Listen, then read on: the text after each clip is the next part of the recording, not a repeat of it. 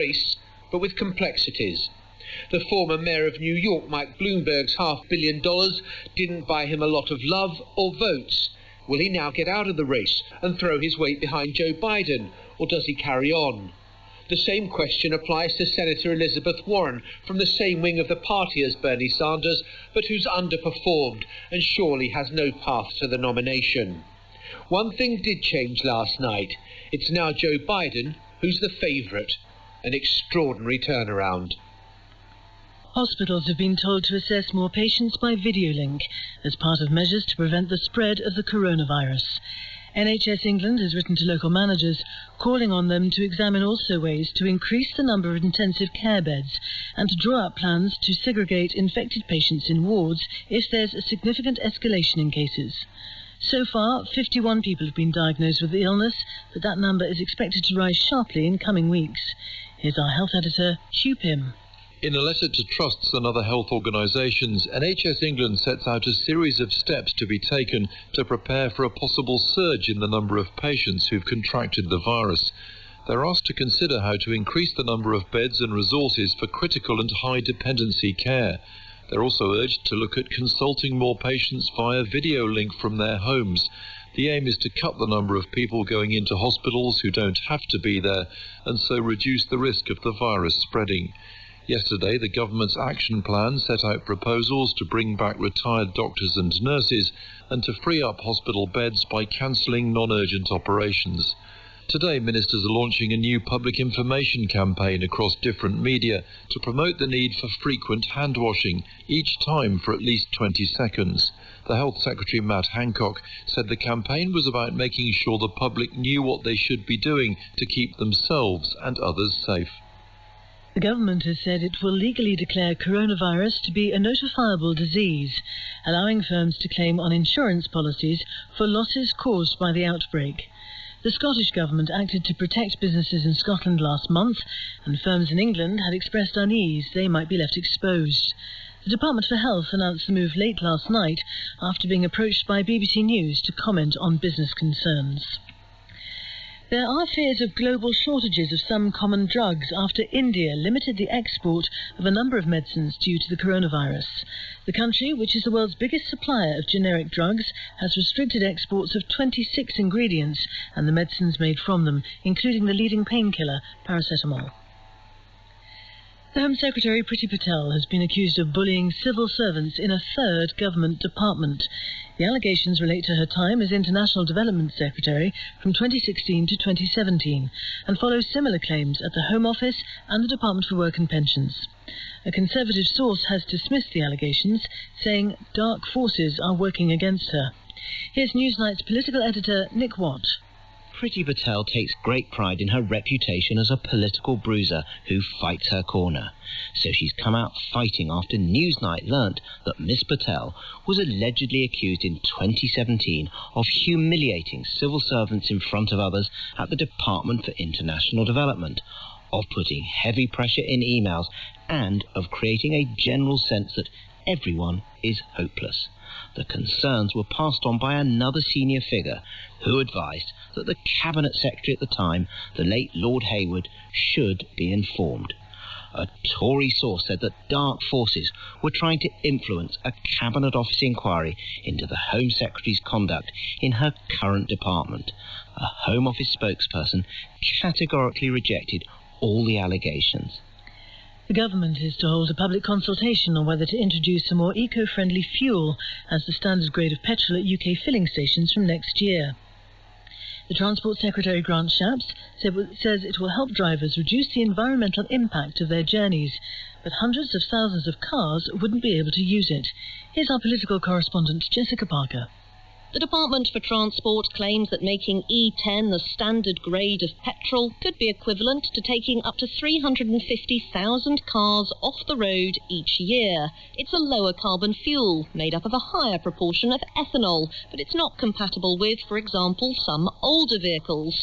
It comes after the government announced that a ban on the sale of new petrol, diesel and hybrid cars would be brought forward to 2035. Boris Johnson is due to chair his first Cabinet Committee on climate climate change later today. And ahead of this year's UN Climate Change Conference in Glasgow, ministers will be eager to show they can get en route to that target of net zero carbon emissions by 2050, a target Labour has said the government's not on track to reach.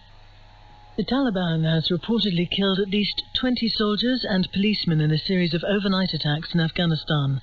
At the weekend, the US signed a deal with the militant group aimed at bringing peace to the country.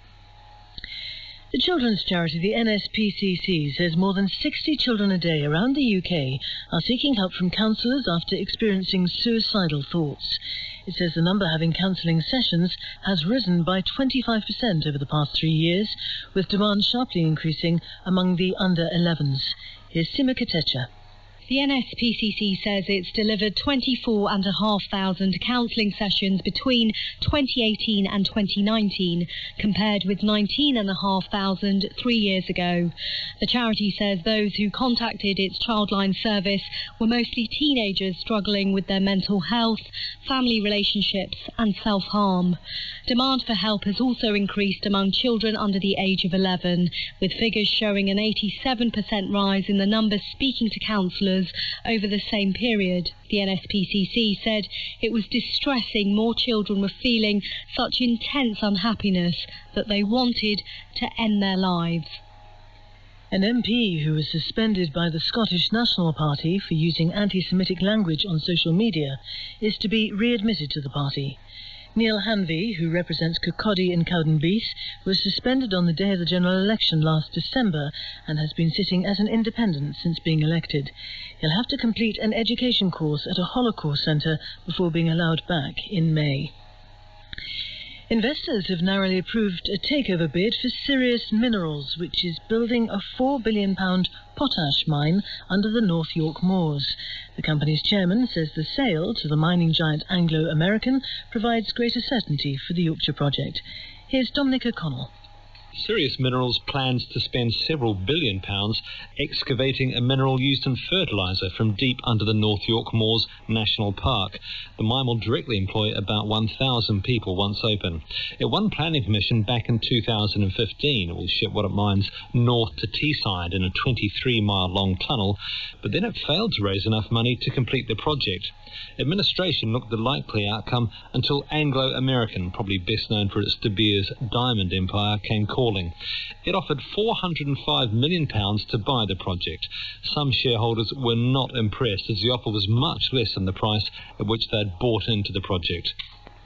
That was Dominic O'Connell reporting. It's 8:09. If you haven't got the message about washing your hands yet, you certainly will. A government campaign being launched today throughout the media will warn that some viruses can live on surfaces for hours and suggest that people should wash their hands when they come in from work, after blowing their nose, coughing or sneezing, or before they eat or handle food.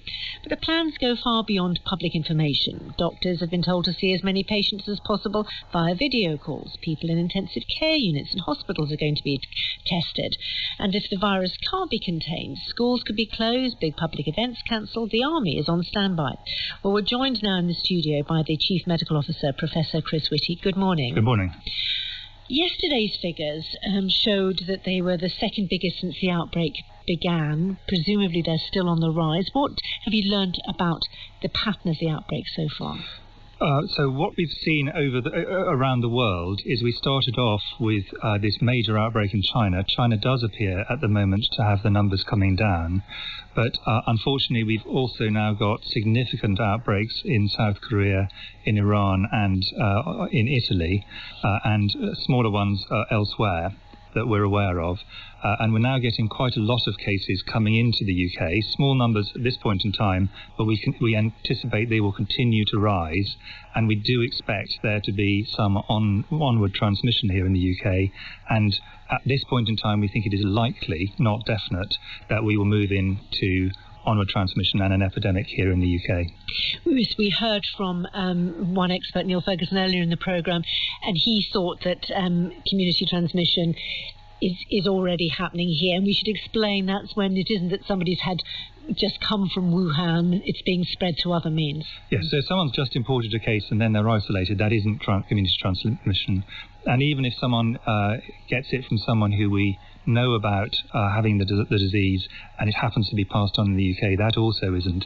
It's when it's going from person to person to person and we pick it up.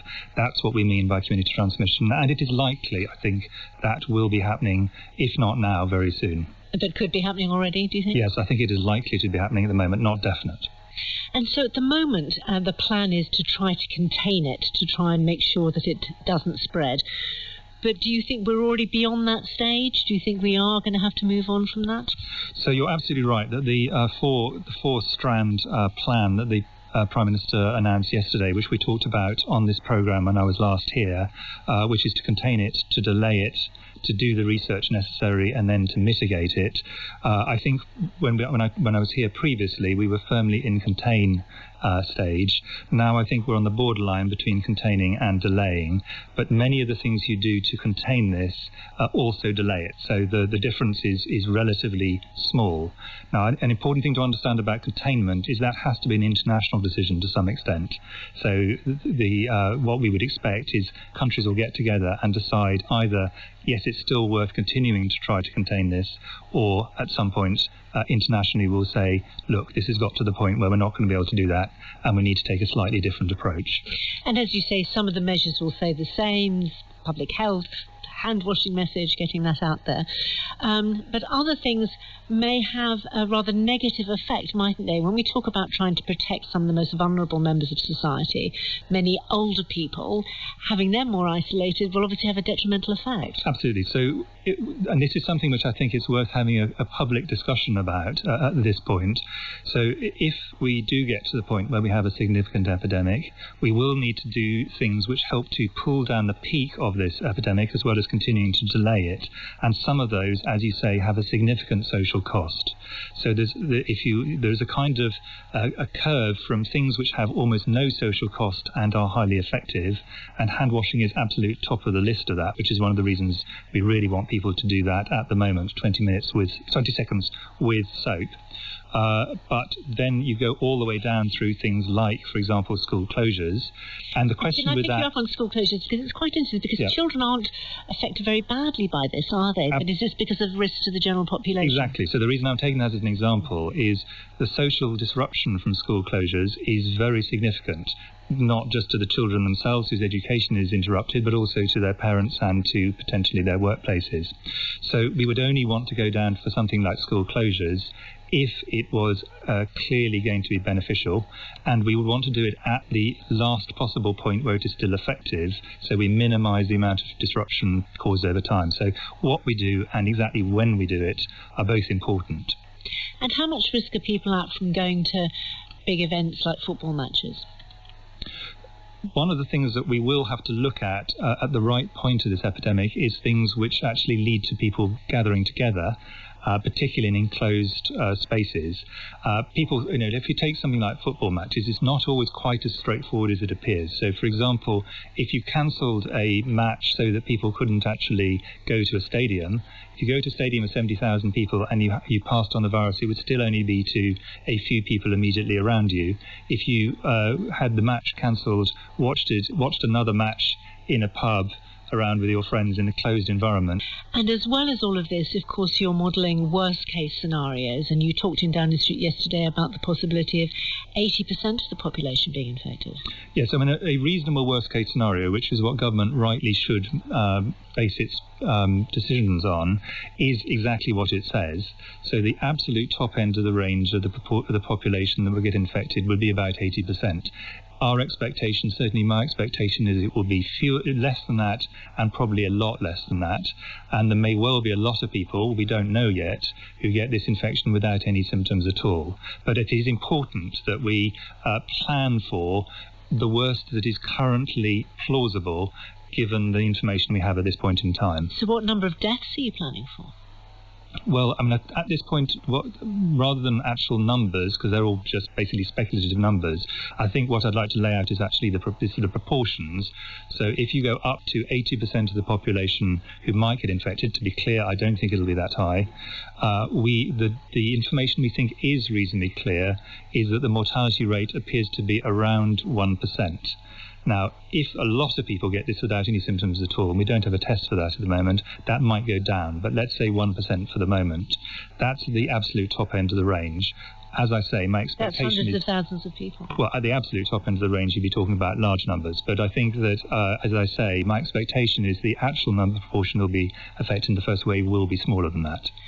And in terms of the kind of actions you're taking, the NHS, as we know, is already under pressure. There has been speculation that retired doctors, retired nurses could be brought back into service, but their professional bodies are worried about that and say it could be very risky. So obviously these are things for if we get to a point where we really do need to bring in additional resource, and we may not get to that point, but if we do, the reason what we're thinking about is not taking people who've been retired for 2 decades.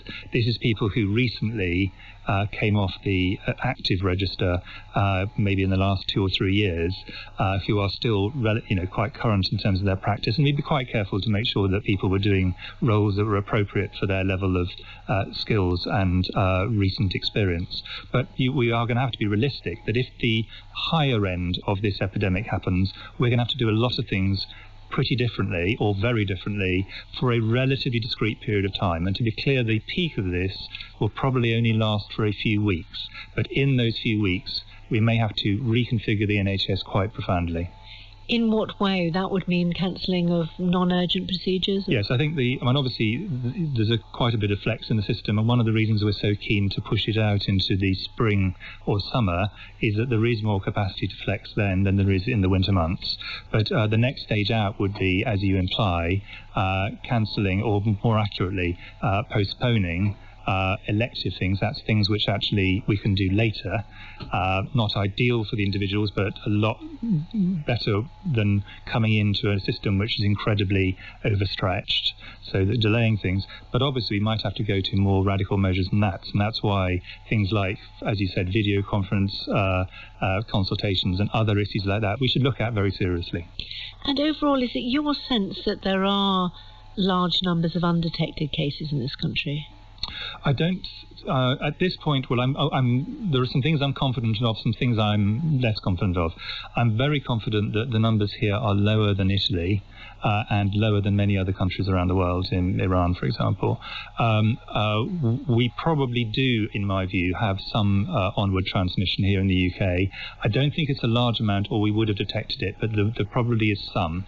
And we're introducing a system of screening people who've got severe pneumonia across the country, irrespective of what we think the cause is for coronavirus, so we can start picking up any serious cases, and that will be an early warning sign to us that we've got significant onward transmission here in the UK. Professor Chris Whitty, Chief Medical Officer, thank you for talking to us. Thank you very much. 8:20 is the time. What a night it has been in the United States. The Democrats' Super Tuesday primaries have delivered, and delivered big. The fight back of the centrist dads, you might say. Jim Nocti is there, has been watching it all take place. Morning again, Jim.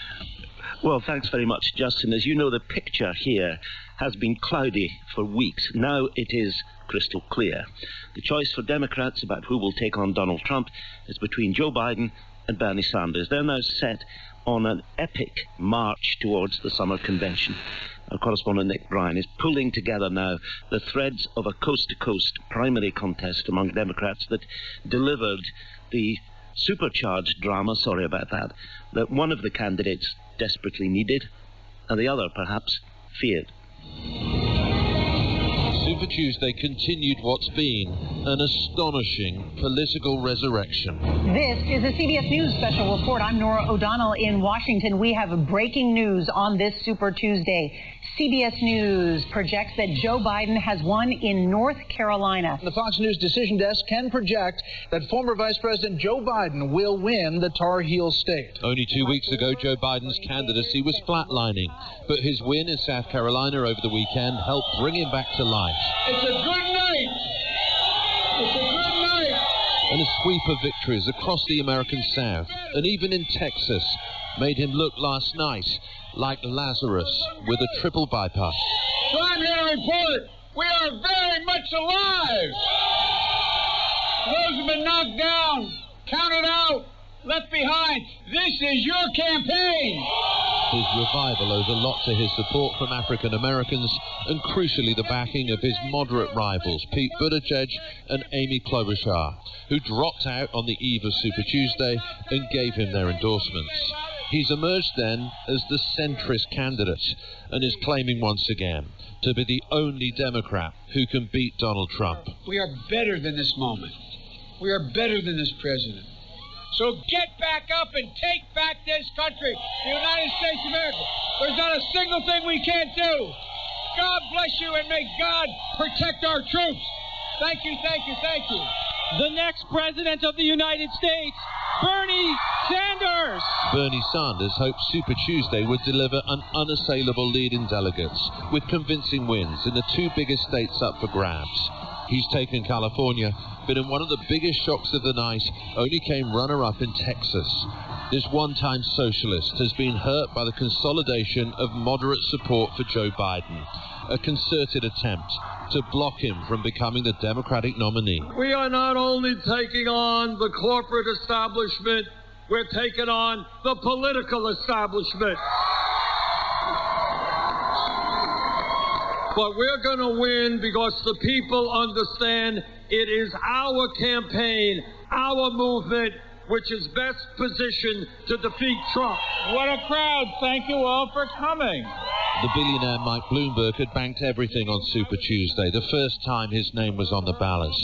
But he only won American Samoa, a bit like losing hundreds of millions of dollars in a Las Vegas casino, but winning some small change on the slot machines on the way out. No matter how many delegates we win tonight, we have done something no one else thought was possible.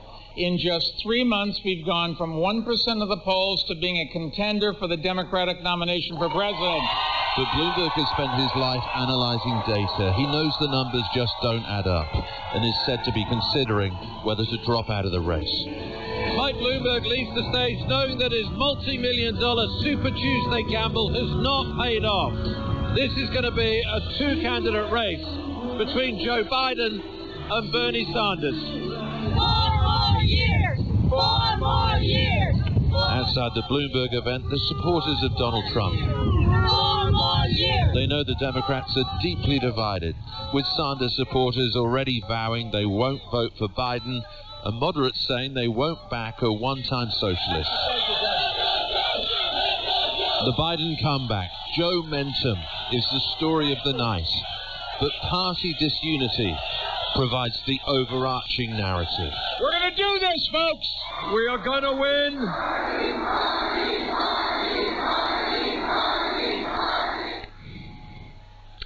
Nick Bryant reporting there. Well, let's go to California, where they're still counting, and join Seema Mehta, who's a political reporter for the LA Times, and also Marisa Lagos, who's a reporter on Radio KQED, and co-host as well of the podcast Political Breakdown. Let me just deal with the fact about California first. Do you both believe, Seema, first, that Bernie Sanders is going to win comfortably? I think he's going to win, but the comfortably is the part that's in question. Earlier polls before Joe Biden started coming back really showed Bernie Sanders going away with the state, having a decisive victory.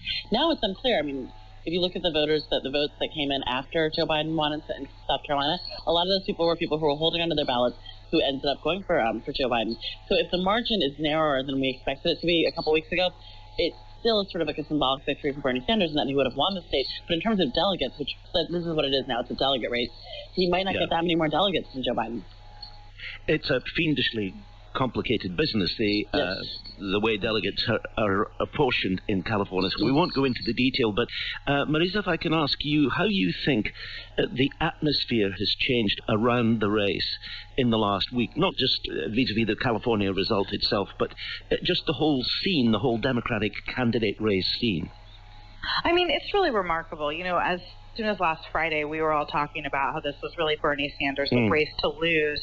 Biden's, performance in South Carolina, his coalescing of those more, center-left Democrats behind him, I think really changed the game. I think it's also worth noting that this has been a long race already. A year ago, we had the most diverse candidate field ever, and voters really just started weighing in the last few weeks. And so I think it does sort of show both momentum, the strength of momentum, but also the strength of really getting in and having people actually go to the polls. I think a lot of people, to Seema's point, have been waiting and really trying to figure out who they thought would be best to beat Donald Trump on the Democratic side. And I think that the signal from South Carolina was that a lot of people think it's Biden.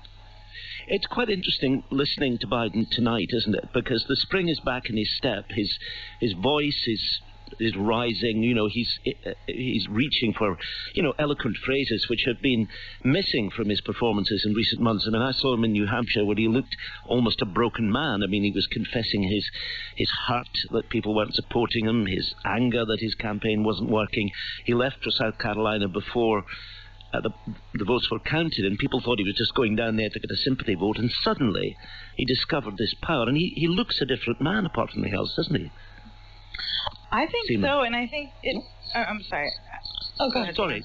Yeah, no, I think that's absolutely right. I know one of you is in LA. I should explain to viewers, to listeners, that Seema is in LA and Marisa is in San Francisco, I think. So, Seema, you first. Sure. No, I mean, I think that's absolutely right. I mean, if you looked at Joe Biden a couple weeks ago, it looked like the wheels were off his campaign. It just seemed grim. He was not at his most energetic, which further fed into, you know, so the narrative that his time has passed, et cetera. But then, you know, I was talking to a number of people tonight, including former Senator Barbara Boxer of California, who was one of his backers, and she was saying, you know, whenever his back is against the wall, that's when he's at his best. And if you see him like the last 3 days, he is definitely a different man. And finally, Marisa, there is an interesting point about Sanders here. He's been riding this tidal wave of popularity with his supporters, you know, this movement idea for so long now. Having to fight back is going to test the way he presents himself to the wider public, isn't it? Yeah, I think how he positions himself in the coming weeks is going to be really key to watch in terms of whether he is trying to sort of mend fences and, you know, bring some folks over to his side. I mean, let's not forget, Elizabeth Warren is getting delegates in a lot of these races, even though she's not winning. And she could be sort of a kingmaker if we do get to the point where there's not enough delegates on either side. Indeed, there could be a lot of horse trading. It isn't over yet, but what a fascinating night. Marisa Lagos in San Francisco and Seema Mehta in LA. Thank you both very much. And our thanks to you too, Jim. It's 29 minutes past 8. Carthy's here with the sport, and it wasn't a good night for Liverpool.